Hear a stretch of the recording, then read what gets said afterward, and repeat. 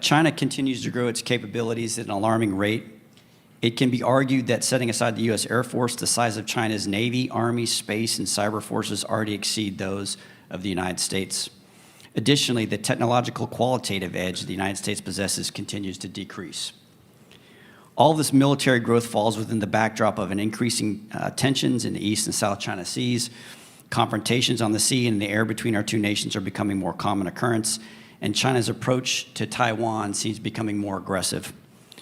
So is a military confrontation between China and the United States inevitable? And if so, does China view their success as so existential to the CCP that nuclear weapons could be a possibility? Let's begin with Colin. So I don't think it is inevitable, nor do I think that it's imminent, but it is quite plausible. And I think that we need to distinguish those things. Look, a lot has been made about whether Xi Jinping has a date on his calendar for invading Taiwan. I don't think he does.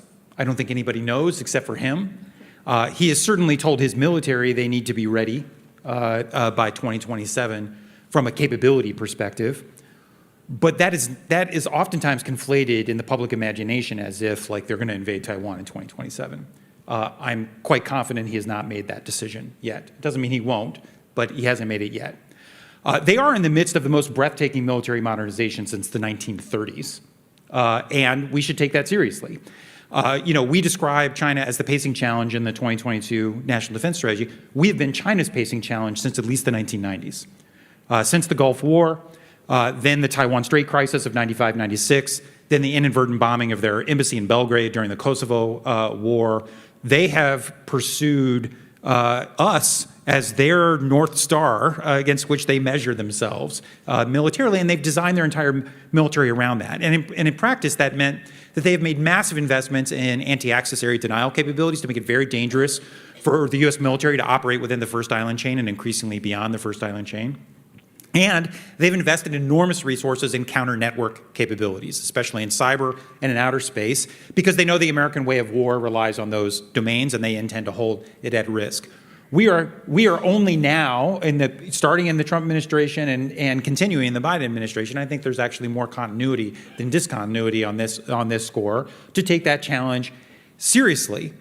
My view is we are perfectly capable of deterring China from making a move on our allies and partners in the East China Sea, the South China Sea, and in Taiwan, and that actually the conflict in Ukraine has been a quite sobering moment for the Chinese military, because it feeds a lot of the anxieties Xi Jinping has about his military, that he can't trust his military, that they might be corrupt, that they might look good on paper, but it turns out in real life, real war is real hard. That Russia looked like the second best military in the world the day they invaded Ukraine, and barely looked like the second best military in Ukraine a day later. And that a lot of the technologies that have manifest in Ukraine, a mix of old school firepower and new school commercial technologies, have been heavily defense dominant, to include in the naval domain, to the point that was discussed earlier about the Black Sea.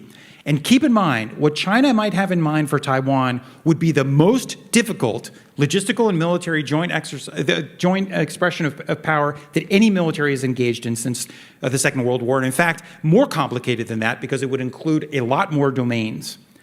I believe that the existing overmatch that the U.S. military has, especially in some key domains that are likely to persist, like undersea, the investments that we've made over the last several years across two administrations, the wake-up call that Ukraine has served to Taiwan itself, the possibility of asymmetric capabilities to make life hell, not just for China to get to the beach, but they have to get to the beach not just once. They have to get there every single day to put more men on the beach, more fuel on the beach, more supplies on the beach. They then have to crawl through the jungles and tunnels and urban areas. And Xi Jinping does not want to fight a 2-year war like the Russians. He wants to fight a 2-week war. And we have the possibility of working alongside Taiwan and our partners in the region to convince him there is no 2-week war. This is a war he probably won't win, and if it does, even to launch this adventure would be to put the survival of the CCP at stake, because the war will be a hard slog. So I think that the war is not imminent or inevitable. I think we have lots of opportunity to deter it from happening. I think Xi Jinping has a lot of doubts about his ability to pull this off. But, and this is the point I'll conclude in, there is a period of danger. And I think the period of maximum danger starts at the end of this decade, when China might be able to tell itself a story that they have the capabilities to defeat Taiwan and hold the US military at bay for long enough, where they have become a peer in cyberspace and increasingly in the nuclear domain. That window may open toward the end of this decade. But then I think it may snap shut by the mid-2030s, when a lot of our military modernization will have come online, and some of the headwinds, economic, demographic, and otherwise, put some constraints on China. So I think actually it's those years between the late 2020s and the mid-2030s that are probably the most dangerous years to navigate, because the window will open and then it might snap shut just at a time where Xi Jinping is going to be pretty old. And so if he really sees this as a legacy achievement. So nothing that I've said about it not being inevitable means that we can be sanguine about it. We have to treat the challenge urgently, and especially to navigate that particularly dangerous moment. But I think we have a lot of opportunities to do so.